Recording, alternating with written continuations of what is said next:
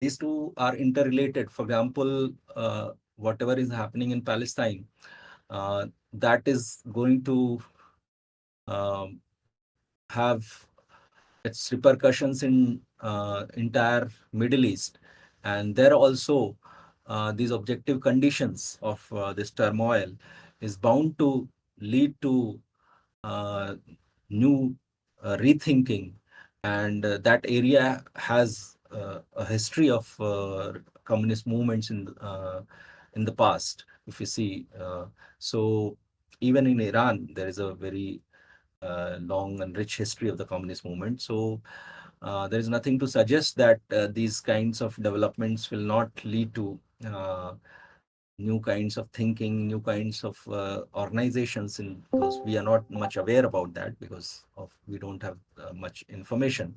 But we can logically see that these kinds of turmoil are definitely going to lead to these kinds of subjective forces, and that will help the cause of Palestinian people, the cause of Palestine and the national liberation struggle.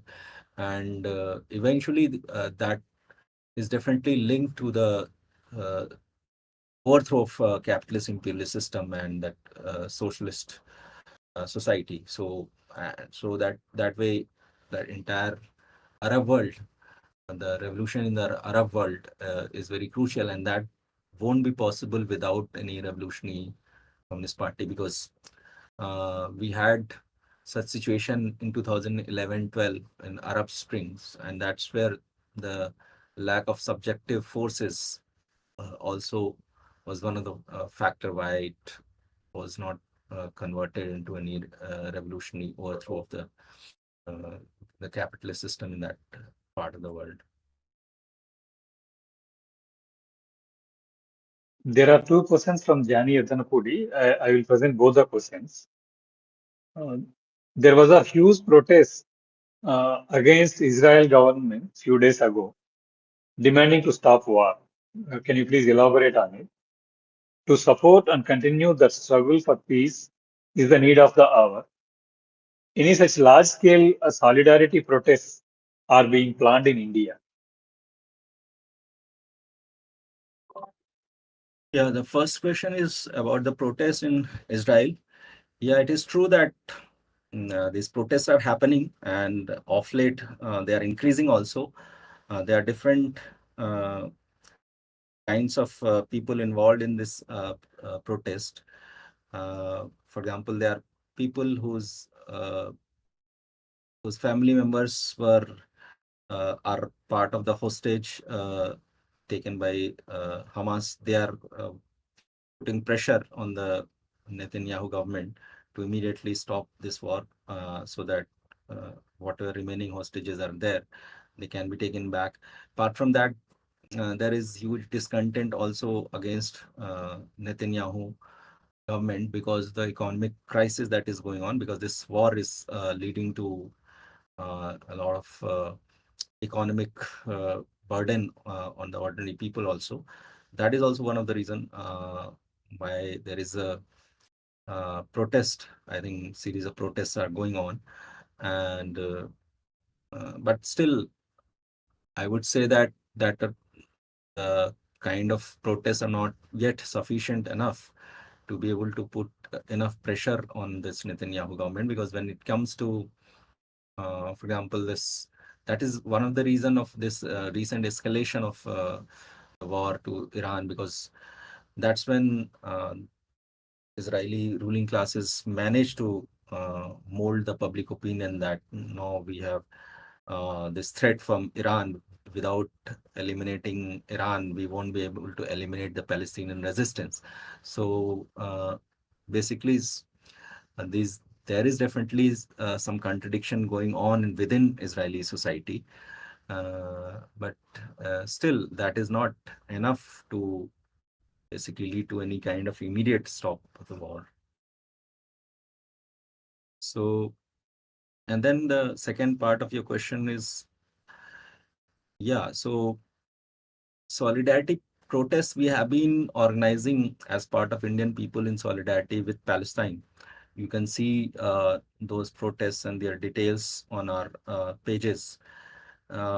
Recently in Hyderabad, we were part of the protest, and in Delhi, very recently, few days ago, we had uh, taken part of, we had in fact organized that protest in front of Israeli embassy, and many students and youth from Delhi joined that protest, and the police took them into custody, and they tried to uh, basically do a lot of investigation. They uh, treated them like criminals and all, and you can see the details. So basically, yeah, solidarity protests are happening different parts of the country, but still that large scale protest is still not possible, because one reason is that increasing repressive measures taken by the state, like even in Congress government. For example, I am speaking from Hyderabad. Here there is a Congress government, and still we are not able to give a call to protest, because immediately after giving this kind of call to protest, the police stops that protest and they take into detention. But that is not the main reason. Main reason is that there is still not that kind of awareness among the people about what is going on in Gaza, because of the misinformation, because of the complete lack of information. And that's the reason we need to basically spread the correct information, and we need to reach to more and more people, and only then, when we have such critical mass of people in support of Palestine, that we will be able to put pressure on the governments also, not to basically repress those movement, because only with this strength of people that we can uh, basically uh, push the governments and police machinery also.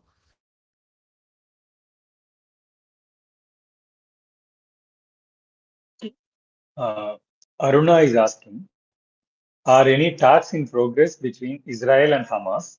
What can we expect of these talks? What is the role of America and Trump in this?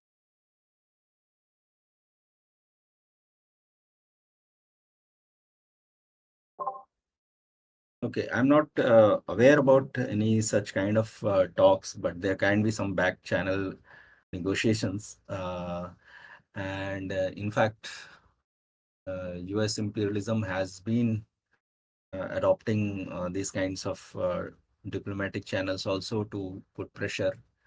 But not much is uh, known about these things. So there was, for example, this ceasefire deal that was signed in January, and then it was Israel that broke that ceasefire. So I think it is not, uh, it does not depend on Hamas. It is mainly depends on US imperialism and Israel, basically, to now take that call. And I think that as of now, they have not taken that call. But uh, that is also true that they cannot just carry out this genocide forever. So there is increasing pressure on the Western governments also of this people's movement, and under that pressure only they can take that call.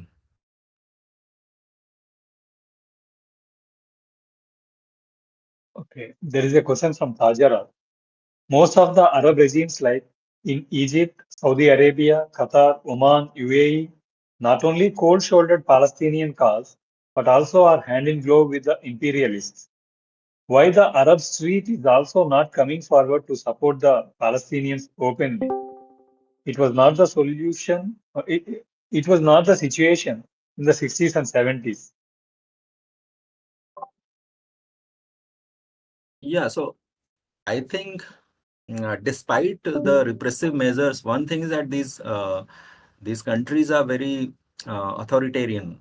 So they are there is much repression on any kinds of protests. But despite that, if you see in recent months, especially after October 2023, the Arab streets are filled with protest, and the protests have spread everywhere. Uh, the situation in 1960s and 70s were definitely very different. At that time, there was this wave of pan-Arab nationalism. Even Palestinian struggle was on its peak. So that was a very different time, and not just in Middle East, throughout the world. If you see, the people's movement were on the rise. There was anti-Vietnam War. There was um, radical students youth movement, and then great proletarian cultural revolution was going on in China. So basically, that those were very different times. Now we are living in a very different time, and uh, there is increasingly more and more authoritarian regimes. uh, so despite that, we can see that people are taking part in the protest, including in the Arab world. And it is in these protests and people's anger that our optimism lies. And these Arab leaders, as you rightly said, they are in hand in glove with the imperialists, most of them. And they are also scared that this mass anger can not just support the Palestinian people, but they will also question the involvement of their governments. And uh, they are basically, they can uh, organize themselves to overthrow their oppressive and authoritarian regime also. So that is already going on, that process now in history. That might take time. How much time will take, that we are not sure, but it is very clear. In fact, if we see the history of last 1.5 decades in that region, uh, that process started with the Arab Spring, this mass anger of people against their own governments. And it was mainly because of the absence of the revolutionary forces, that these spontaneous outbursts of the people could not be given the direction of any kind of revolutionary change or a revolutionary overthrow of these authoritarian regimes. But in future, that might definitely be the case, that people organize themselves much more consistently. And these regimes also, uh, as we discussed, this contradiction is also there as part of that overall conjuncture of different contradiction. This contradiction between the people of that region and the rulers of that region, that also exist.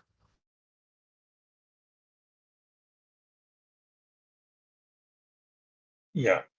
Gautam Marxist is asking, US imperialism and Zionist Israel created Al Qaeda and ISIS as their proxies for their interests. But some of the ML parties in India supported those proxies as national liberation movements.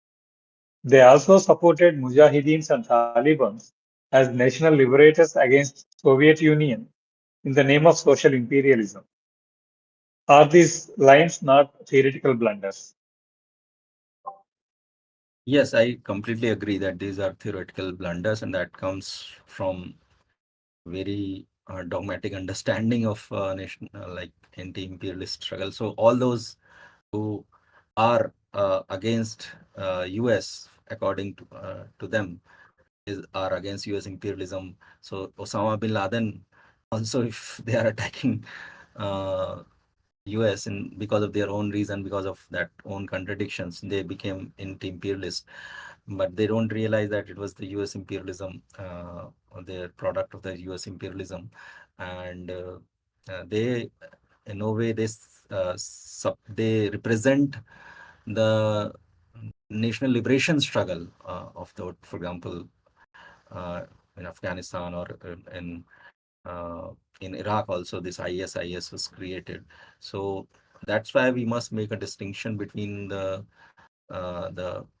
organizations leading the liberation movement and other uh, Islamic fundamentalist terrorist organization, which were created by the US imperialist as their own proxy in that region, in the class struggle that is already going on. And so because of their own contradictions, they might attack uh, on US at some point, but that itself does not make them as any kind of national liberation movement, as they do not have anything to do with the masses as such. They are just a group of terrorist organizations. So yeah, so I agree that this is theoretical blunder. Okay, comrade. Let us take the final question for the day. And while answering this question, you can also summarize today's talk and place your concluding remarks for yesterday's and today's talks.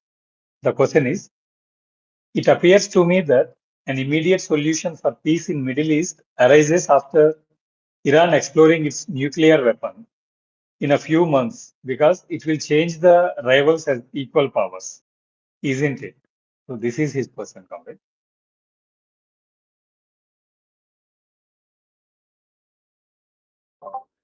No, I don't think that is going to lead to any kind of solution. That is going to further lead to more and more escalation of this violence. And the hope does not lie with the rulers of Iran exploring the atomic bomb. That is in no way in the interest of the people of that region or people of the world. So our hope should not rest with these kinds of rivalries between the different countries, the rulers of different countries.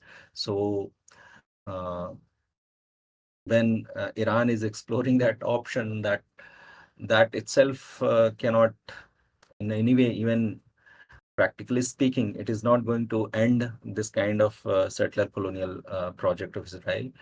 It might lead to more and more violence and counter violence, but it is not going to solve that problem. The problem is going to be solved only by the people, people's uprisings, people's revolutions. And those revolutions will also be directed against the rulers of Iran, which is not very progressive regime there. That also we must be mindful, because there is this tendency to be completely uncritical of Iran's regime also. That is also not correct, because there are contradictions within that country, and it is because of this US imperialist onslaught that those contradictions are not coming to the fore. But those contradictions exist within Iran also, and that's the reason we should not uh, glorify the existing regime of Iran also. So our hope lies with the people's movement in Palestine, in Middle East, and throughout the world, and that is where the solution lies. So that is not to say that we are questioning the right of Iran to have their nuclear experiment, whatever it's like. It is very hypocritical to for US and Israel to say that how come Iran has this nuclear weapon, because they are the biggest nuclear weapon states. US has not only largest stockpiles of nuclear weapons, it also is the only country in the world which has actually used the nuclear weapons in Hiroshima and Nagasaki. So uh, I'm not just uh, questioning the right of Iran to uh, have its own kind of new uranium enrichment program, but I do not see any hope in this manner to resolve this issue. So I think with that I can conclude today's discussion also, that uh, basically uh, on like in any issue against any kinds of exploitation and oppression, our overall uh, optimism for a better future of humanity does not lie with any kinds of weapons. Or in revolutions, in social changes, weapons will be needed, but it is these mass movements that are critical, that is crucial in bringing about social change, and not the weapons per se. So when we are talking about Palestinian national liberation struggle, of course, Palestinian people are also using weapons, but it is in their resistance. It is the resistance of all kinds of forms which they are taking, which include violent as well as non-violent forms. And it is the greater and increasing solidarity of the people all over the world, uh, that our hope lies, that this, like any kinds of oppression in the past, this colonial oppression of the Palestinian people will also cease to exist one day. And we, the people of India, uh, since we ourselves have been the victim of colonialism, we must fully support the national liberation movement of Palestine and be part of that global solidarity movement. And I appeal all of you to be part of this BDS campaign that is going on in India also. That is a global movement. In India also, we are boycotting all Israeli companies, all uh, Indian and multinational companies, US and other companies that are funding this genocide, that are complicit in this Israeli settler colonial project. So with this appeal, I think I'll end today's session and be part of this movement and spread more and more awareness about the issue of Palestine. And more and more people in India need to be taken into our side, because the rulers are able to spread misinformation about very distorted information. And it is our responsibility of whoever consider themselves as justice loving, as sensitive, as progressive human being. It is their responsibility. So with this, I'll just conclude my part. Friends and comrades, so we heard to Comrade Anand yesterday and today. So he gave a very clear explanation of the existing situation, its history, uh, the positions taken by different countries, the role of the global imperialist forces in this conflict. Uh, and yeah, he placed before us uh, that the story has not started in October 2023, but it started in 1948 or even before that. He showed how Israel has been acting as a settler colonial state right from its coming into being, and how has it went on expanding its illegal settlements into the areas of Palestine territory. He has also explained us the interest of the imperialist forces in creating Israel and in encouraging its aggression, and the complacency of different rulers across the world, including the countries in Arab world and India, and how the position of Indian state as well as the dominant opinion of Indian people has been affected with the recent uh, fascist regime taking power in India. In today's talk, Comrade Anand showed us what is the right way to define a nation, and how is Israel not qualified as a nation in through working class perspective. And he also described us the courageous and the heroic resistance being posed by the Palestinians, especially the people from Gaza. And he explained why the progressive forces should not distance themselves from the Palestinian people resistance, especially the struggle of the people of Gaza, uh, showing Hamas.